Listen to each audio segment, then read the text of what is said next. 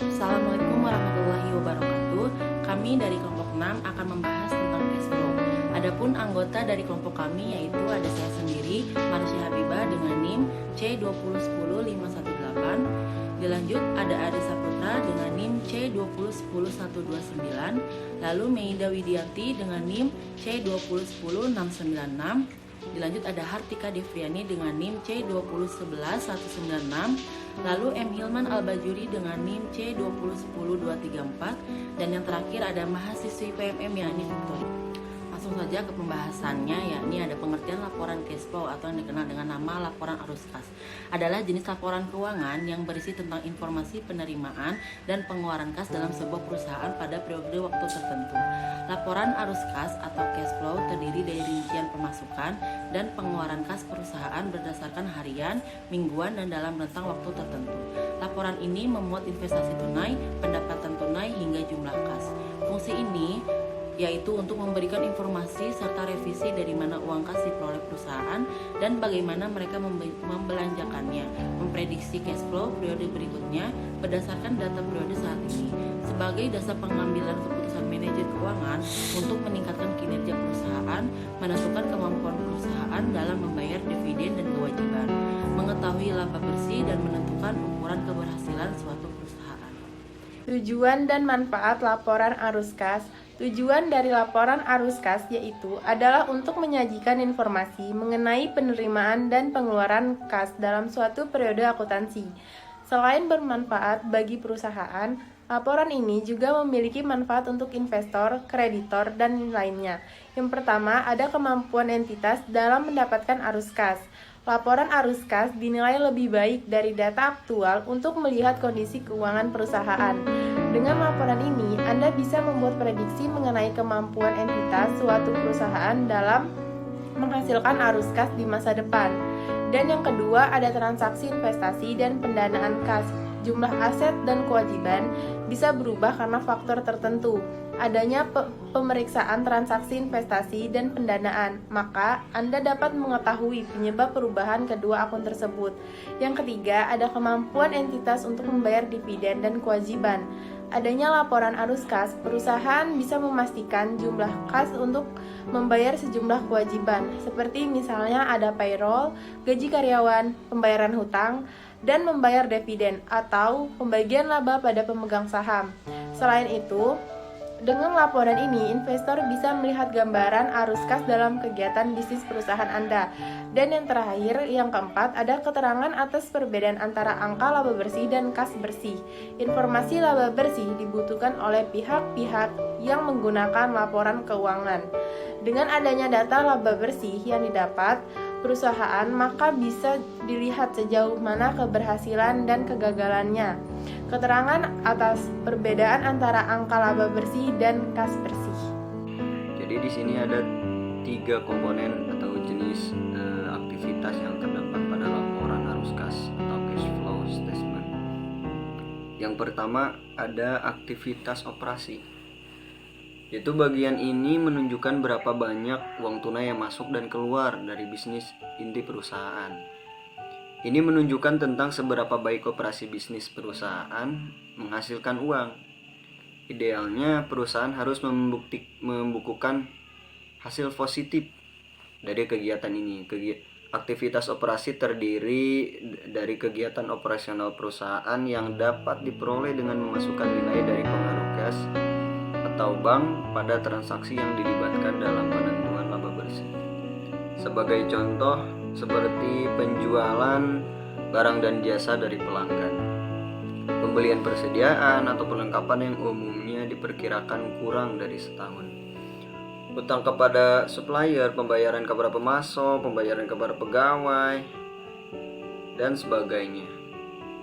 Rumus arus kas aktivitas operasional ini bisa dilakukan dengan 2 metode. Yang pertama metode langsung dan kedua metode tidak langsung. Rumus metode langsung, total pendapatan dikurangi HPP dikurangi beban operasional. Sedangkan metode tidak langsung, rumusnya laba bersih ditambah penyusutan dikurangi pajak dikurangi perubahan modal tetap. Adapun rumus untuk menghitung laba bersihnya adalah laba kotor dikurangi beban usaha. Kemudian laba kotor sama dengan penjualan bersih dikurangi harga pokok penjualan. Yang kedua ada aktivitas investasi. Arus kas dari aktivitas investasi berkaitan dengan aktivitas arus kas yang dihasilkan dari pendapatan dan pengeluaran investasi atau kegiatan memasukkan nilai dari transaksi yang memengaruhi kas atau bank untuk kegiatan investasi pada aset yang umumnya diperkirakan lebih dari 1 tahun oleh perusahaan. Contohnya, arus kas dari aktivitas investasi yang minus disebabkan karena besarnya jumlah kas yang diinvestasikan untuk keberlangsungan bisnis perusahaan jangka panjang. Seperti untuk pos penelitian dan pengembangan. Contohnya, pembelian atau penjualan aktiva tetap, meminjamkan uang, penjualan aset investasi, penagihan hasil pinjaman dan hasil asuransi, pembelian investasi seperti saham maupun investasi jangka panjang lainnya. Rumusnya bagaimana? Rumus kas untuk menghitung kas aktivitas investasi itu adalah pendapatan investasi dikurangi pengeluaran investasi. Kemudian yang terakhir, yang ketiga, ada aktivitas pendanaan.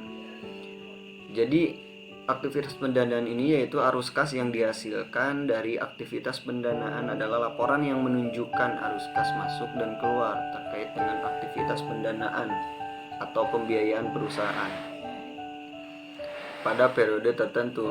Secara umum, jenis dana yang termasuk pada arus kas ini adalah pembelian aset tak berwujud, aset tetap maupun aset tak lancar lain.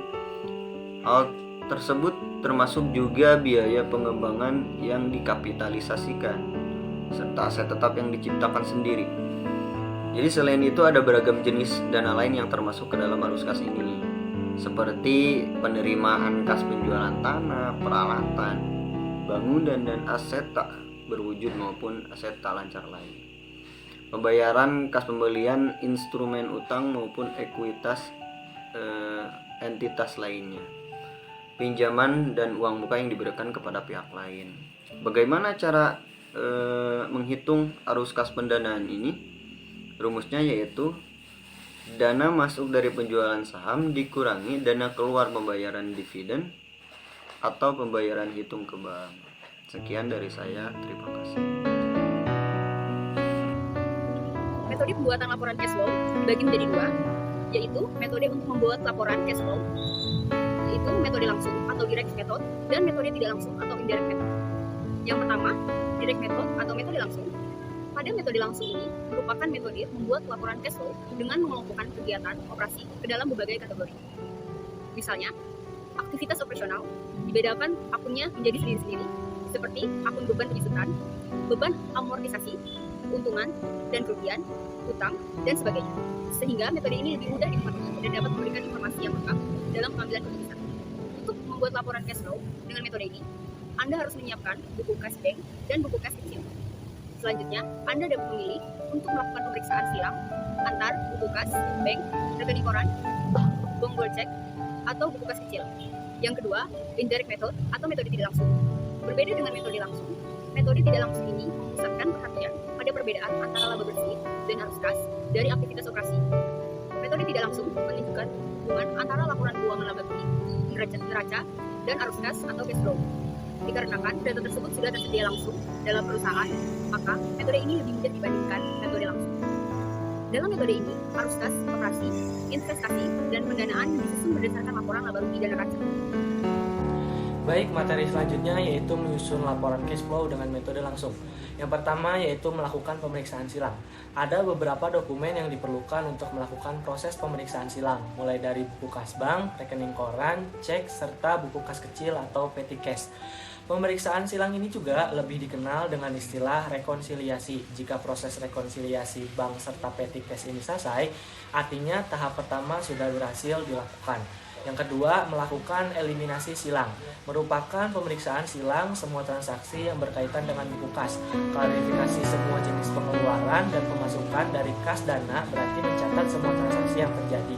Sebaiknya hal ini dilakukan setiap hari agar lebih ringan. Dan yang ketiga yaitu melakukan klarifikasi semua jenis pengeluaran dan pemasukan dalam laporan arus kas.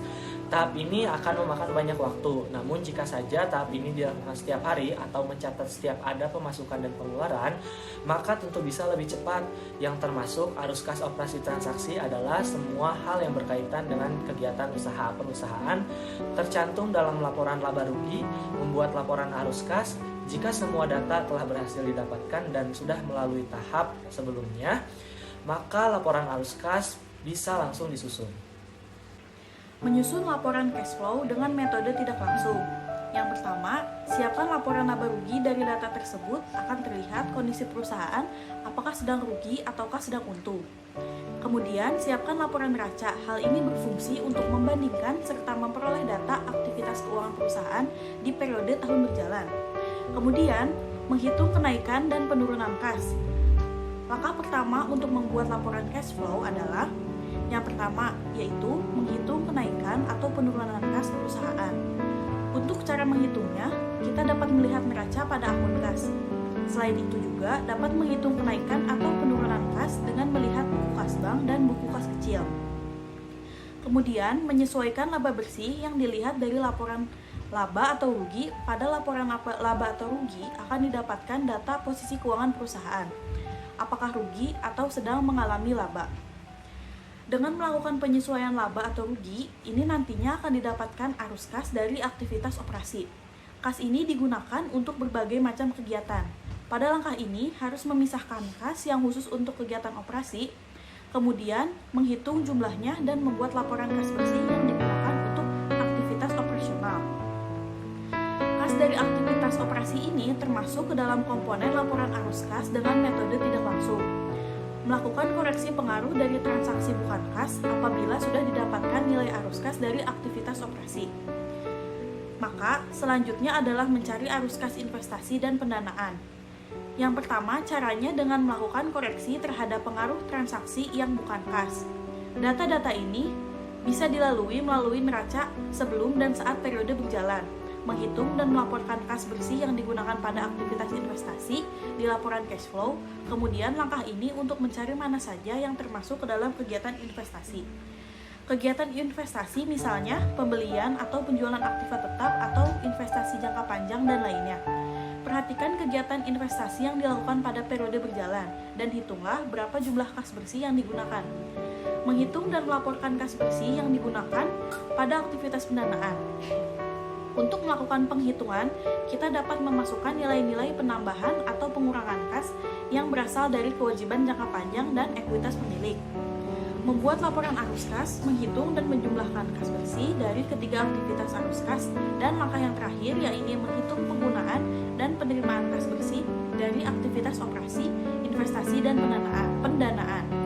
Jika langkah ke-1, ke-2, dan ke-3, dan ke-4 sudah dilakukan, maka langkah terakhir akan lebih mudah dilakukan. Kita hanya perlu membuat laporannya saja dan jangan lupa untuk memasukkan saldo kas awal periode pada perhitungannya. Berikut contoh cash flow atau laporan arus kas.